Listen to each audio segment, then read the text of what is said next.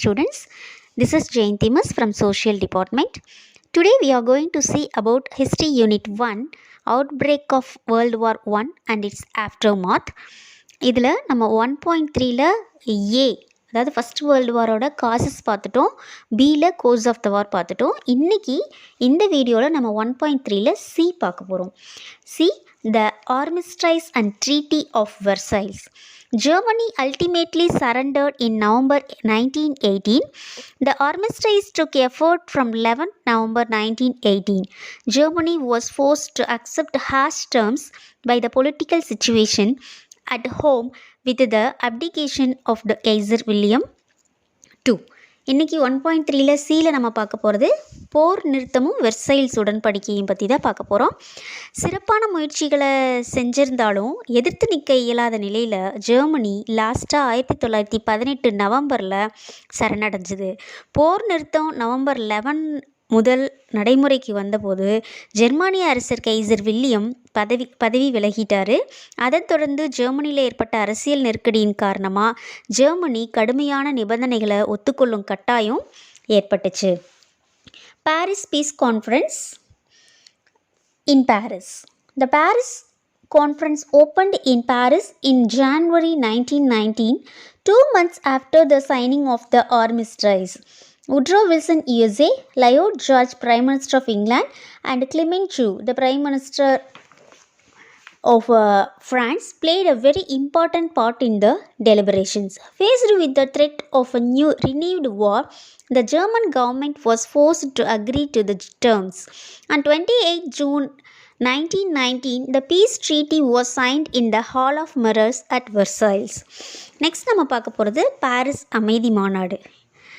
போர் நிறுத்த ஒப்பந்தம் கையெழுத்தான 2 மாதத்துக்கு பின்னாடி 1919 ஜனவரியில் இந்த பாரிஸ் மாநாடு தொடங்குச்சு. வுட்ரோ வில்சன், அமெரிக்காவை சேர்ந்த வுட்ரோ வில்சன், இங்கிலாந்து பிரதமர் லயோட் ஜார்ஜ் அண்ட் பிரான்சின் பிரதமர் கிளிமென்சோ, இந்த 3 பேரும் தான் இந்த கலந்தாய்வில் முக்கிய பங்கு வகிச்சிருந்தாங்க. இன்னொரு போரை சந்திக்க நேரிடும் என்ற பயத்தில் பார்த்திங்கன்னா ஜெர்மனி அரசு உடன்படிக்கையை ஒத்துக்கொள்ளும்படி நிர்பந்திக்கப்பட்டுச்சு. 1919 ஜூன் 28ஆம் நாள் அமைதி உடன்படிக்கை வெர்சைல்ஸ் கண்ணாடி மாளிகையில் கையெழுத்திடப்பட்டுச்சு. Next, provisions of the treaty. Germany was found guilty of starting the war and therefore was to pay reparations for the losses suffered. All central powers were directed to pay war indemnity. The German army was to be limited to 1 lakh men. A small navy was allowed. The union of Austria and Germany was forbidden. All German colonies became mandated territories under the League of Nations. Germany was forced to revoke the Treaty of Brest-Litovsk and Bucharest. Alsace-Lorraine was returned to France. The former Russian territories of Finland, Estonia, Latvia, and Lithuania were to be independent. Northern Schleswig was given to Denmark and some small districts to Belgium. Poland was recreated. The Rhineland was to be occupied by the Allies. The area on the east bank of the Rhine was to be demilitarized. Next நம்ம என்ன பார்க்க போகிறோன்னா இந்த உடன்படிக்கையில் என்னென்ன ஷரத்துக்கள் இருக்குது அப்படிங்கிறது தான். ஃபஸ்ட் பாயிண்ட்டு, போரை தொடங்கிய குற்றத்தை செஞ்சது ஜெர்மனி அப்படிங்கிறதுனால போர் இழப்புகளுக்கு ஜெர்மனி தான் இழப்பீடு வழங்கணும் அப்படிங்கிறது இதில் முடிவு பண்ணப்பட்டுச்சு. இழப்பீட்டு தொகையை முடிவு செய்வதற்காக அமைக்கப்பட்ட குழு அதை 6600 மில்லியன் பவுண்ட் என்னும் அந்த பணம் சில தவணைகளில் செலுத்தப்பட வேணும் அப்படிங்கிறதையும் தீர்மானம் பண்ணியிருந்தது. மைய நாடுகள் அனைத்துமே போர் இழப்பீட்டு தொகையை வழங்கணும் அப்படிங்கிறத வற்புறுத்தப்பட்டுச்சு. செகண்ட் பாயிண்ட் பார்த்தோம்னா, ஜெர்மன் படை பார்த்திங்கன்னா 1,00,000 வீரர்களை மட்டுமே வச்சுருக்கணும் அப்படிங்கிற மாதிரி அளவு சுருக்கப்பட்டுச்சு. சிறிய கப்பற்படை ஒன்றை மட்டுமே அது வச்சுக்கணும் அப்படிங்கிறதுக்கும் அனுமதி கொடுக்கப்பட்டுச்சு. ஆஸ்ட்ரியா, ஜெர்மனி, இந்த 2 நாட்டோட ஒருங்கிணைப்பு தடை செய்யப்பட்டுச்சு. ஆஸ்திரியாவோட சுதந்திரத்தை ஜெர்மனி அங்கீகரிக்கவும் மதிக்கணும் அப்படிங்கிற அந்த கட்டாயமும் ஏற்பட்டுச்சு.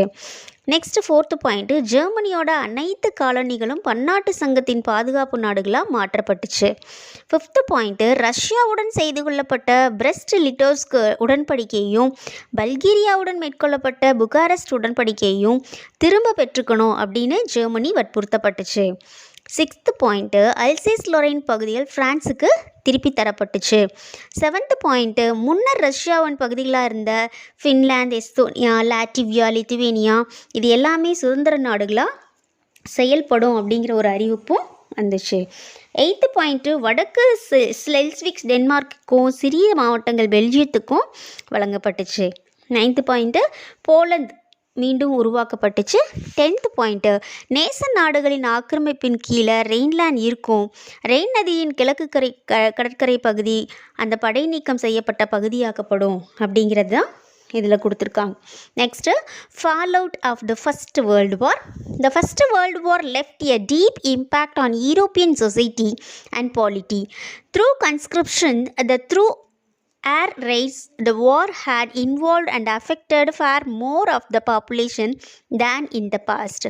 8 million had died in 4 years, while more than twice as many were wounded, and many crippled for life. Millions more had succumbed to the worldwide influenza of 1918. The outcome of all countries, the balance between the sexes, a shortage of men, soldiers came to be placed above civilians. Next நம்ம பார்க்க போகிறது என்ன அப்படின்னா, fall out of the first world war. Fall out of first world வார்னால் முதல் உலகப் போரோட விளைவுகள் என்ன? முதல் உலகப் போர் பார்த்திங்கன்னா ஐரோப்பிய சமூக மற்றும் அரசியல் ஆகியவற்றின் மீது ஆழமான தாக்கத்தை ஏற்படுத்துச்சுன்னு சொல்லலாம். கட்டாய இராணுவ சேவையின் மூலமாகவும் வான்வழி தாக்குதல்கள் மூலமாகவும் கடந்த காலங்களை காட்டிலும் அதிகமான மக்களை போரில் பங்கேற்க செய்து அதிகமான பாதிப்புகளையும் ஏற்படுத்துச்சு இந்த ஃபஸ்ட் வேர்ல்டு வார். இதுக்கு முந்தைய நூற்றாண்டு முழுவதிலுமாக பார்த்திங்கன்னா நெப்போலியனிய போர்களில் தொடங்கி பால்கன் போர்கள் வரைய ஐரோப்பியாவில் 4.5 மில்லியன் சற்று குறைவான எண்ணிக்கையில் உயிரிழப்பு இருந்தது. ஆனால் இப்போ பார்த்திங்கன்னா 4 ஆண்டுகளில் 8 மில்லியன் மக்கள் இறந்து போயிருக்காங்க. அதே போல் 2 மடங்கு மக்கள் பார்த்திங்கன்னா காயமடைஞ்சிருக்காங்க. பலர் வாழ்நாள் முழுவதும் செயல்பட இயலாதவர்கள் மாதிரியே ஆயிட்டாங்க. இதனை தொடர்ந்து 1918 இன்ஃப்ளூயன்ஸா அப்படிங்கிற ஒரு நோயில் பல மில்லியன் மக்கள் இறந்து போயிட்டாங்க. இதன் விளைவாக அனைத்து நாடுகள்லேயும் ஆண் பெண் எண்ணிக்கையில் சமநிலை குறைந்து ஆண்களுக்கு பற்றாக்குறை ஏற்பட்டுச்சு. போர் வீரர்கள் பொதுமக்களை காட்டிலும் உயரிய நிலையில் வைக்கப்பட்டாங்க. போர் வெறியை தூண்டும் பிரச்சாரங்களும் தேச கௌரவமும் பொதுவெளியில் மைய எடுத்த பெற்றுச்சு. அரசு நிர்வாகத்தில் சர்வாதிகார ஆட்சி முறைக்கான பெரும் ஆதரவு பொதுமக்களிடையே அதிகரிக்க தொடங்கியது. The war and its aftermath turned out to be a stirring period of history. The most striking of all was the rise of consolidation of the Soviet Union. The USSR, or the Union of Socialist and Soviet Republics as it was called. America entered the war as a debtor country, but it emerged as the money lender to the world in the aftermath of the war. முதலுலக போரும் அதன் பின் விளைவுகளும் வரலாற்றில் அனைத்தையும் புரட்டி போட்ட காலமாகவே அமைஞ்சிருந்துச்சு. இது எல்லாத்துலேயுமே கருத்தை கவர்வதாக அமைஞ்ச யுஎஸ்எஸ்ஆர் அல்லது ஐக்கிய சோசியலிஸ்ட் சோவியத் குடியரசுகள் என்றழைக்கப்பட்ட சோவியத் ரஷ்யாவின் எழுச்சியும் அதன் ஒருங்கிணைப்பும் தான் சொல்ல முடியும். மேற்கு ஐரோப்பிய நாடுகள் அனுபவித்த துயரங்கள்லேருந்து தப்பிய அமெரிக்கா போருக்கு பின்னர் வந்த காலங்களில் மிக விரைவாக வளர்ச்சி பெற்றுச்சு. கடன்பட்ட ஒரு நாடாக போரில் நுழைந்த அமெரிக்கா போருக்கு பின்னாடி உலகத்துக்கே கடன் கொடுக்குற நாடாக உயர்ந்தது. Another outstanding event of this period was the awakening of the colonies and their inspired attempts to gain freedom. இக்காலகட்டத்தில் இன்னொரு முதன்மையான நிகழ்வு பார்த்திங்கன்னா காலனி நாடுகளின் முழுமையான விழிப்புணர்வும் விடுதலை பெறுவதற்கான அவை மேற்கொண்ட தீவிர முயற்சிகளையும் தான் சொல்லணும். ஏசியா, ஆப்பிரிக்கா இதையெல்லாம் சேர்ந்த அனைத்து நாடுகள்லேயுமே மேலை ஏகாதிபத்தியத்திற்கு எதிரான வலுவான இயக்கங்களும் சில இடங்களில் கலகங்களும் கூட அன்றாட வாழ்க்கையில் நிகழும் நிகழ்ச்சிகளாக மாறுச்சு. முஸ்தபா கமல் பாஷா played a remarkable role for Turkey's rebirth as a nation. Kamal Pasha modernized Turkey and changed it out of all recognition. அதாவது துருக்கி மீண்டும் ஒரு புதிய நாடாக மறுபிறவி எடுப்பதற்கு முஸ்தபா கமல் பாஷா வகித்த அந்த உன்னதமான பாத்திரம்தான் காரணம். அதுக்கு கண்டிப்பாக நன்றி கூறணும் அப்படின்னு கொடுத்துருக்காங்க. கமல் பாஷா அந்த நாட்டிற்கு விடுதலையை மட்டும் வாங்கித்தரல, அவர் துருக்கியை நவீனமயமாக்கி அதை எதிர்மறைவான அங்கீகாரத்திலிருந்தும் மாற்றியமைச்சார். சுல்தானியத்திற்கும் கிலாஃபத்திற்கும் ஒரு முற்றுப்புள்ளி அவர் வைத்தார் அப்படிங்கிறது தான். Next, impact on India. The First World War had a significant impact on India. The British recruited a vast contingent of Indians to serve in Europe, Africa and West Asia.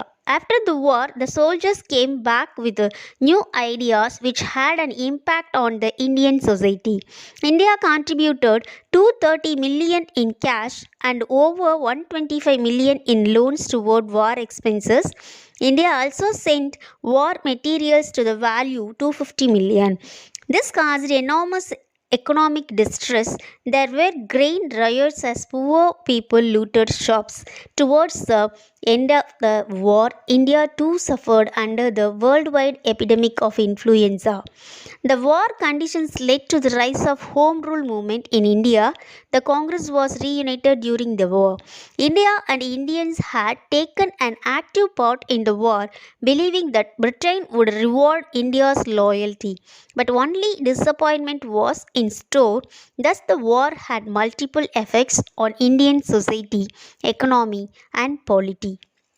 இந்த 1.3ல லாஸ்ட் பாயிண்ட்டாக நம்ம என்ன பார்க்க போகிறோம் அப்படின்னா, impact on India, இந்தியாவின் மீதான தாக்கம் என்ன அப்படிங்கிறதான் பார்க்க போகிறோம். முதலுலகப் போர் இந்தியாவின் மீது குறிப்பிடத்தக்க தாக்கத்தை ஏற்படுத்துச்சு. ஐரோப்பா போரின் முக்கிய அரங்கமாக திகழ்ந்தாலும் உலகில் இருக்கிற ஏனைய பகுதிகளிலையும் போர்கள் நடந்துச்சு. ஐரோப்பா, ஆப்பிரிக்கா, மேற்காசியா இந்த பகுதிகளெல்லாம் போர் பணி செய்வதற்காக ஆங்கிலேயர்கள் இந்தியர்களை கொண்ட பெரும் படையை திரட்டினாங்க. போர் முடிஞ்ச பின்னாடி இந்த வீரர்கள் புதிய சிந்தனைகளோடு தாயகம் திரும்பினாங்க. அந்த சிந்தனைகள் இந்திய சமூகத்தின் மீது தாக்கத்தை ஏற்படுத்தின.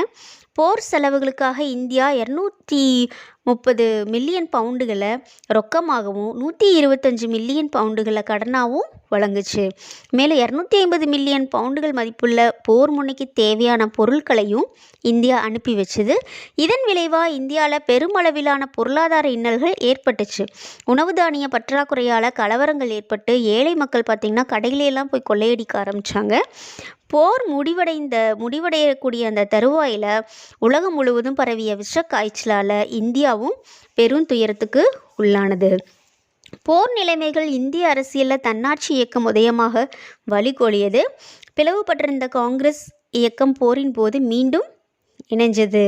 இங்கிலாந்து இந்தியாவின் விசுவாசத்தை பாராட்டி பரிசளிக்கும் என்ற நம்பிக்கையோடு இந்தியர்களும் இந்தியாவும் இப்போரில் செயலூக்கத்துடன் பங்கேற்றாங்க.